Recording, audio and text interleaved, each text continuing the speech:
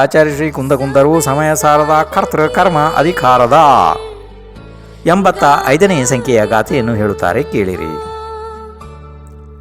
ಜದಿ ಪುಗ್ಗಲ ಕಮ್ಮಮೀಣಂ ಕುವದೀತಂ ಚೇವ ವೇದಯದಿಯಾದ ದೋ ಕಿರಿಯಾವದಿರಿತ್ತೋ ಪಸಜ್ಜದಿ ಸೋ ಜಿಣಾವ ಮದಂ.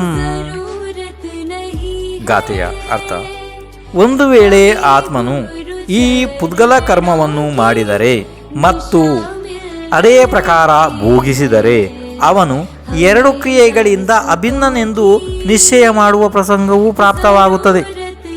ಹೀಗೆ ಆಗುವುದು ಜಿನದೇವರಿಗೆ ಮಾನ್ಯ ಇಲ್ಲ, ಅಂದರೆ ಜಿನದೇವರ ಜಿನಶಾಸನದ ಮತ ಅಲ್ಲ. ಆಚಾರ್ಯ ಶ್ರೀ ಕುಂದಕುಂದರು ಕರ್ತೃ ಕರ್ಮ ಅಧಿಕಾರದ ಗಾಥಾ ಸಂಖ್ಯೆ 86 ಹೇಳುತ್ತಾರೆ, ಕೇಳಿರಿ. ಛಮ್ಮಾಧು ಅರ್ಥಭಾವಂ ಪೊಗ್ಗಲ ಭಾವಂ ಚ ಧೋವಿ ಕುವಂತೆ ತೇಣಾದು ಮಿಚ್ಛಾದಿಟ್ಟಿ ದೋ ಕಿರಿಯಾವಾದಿನೋ ಹುಂತಿ.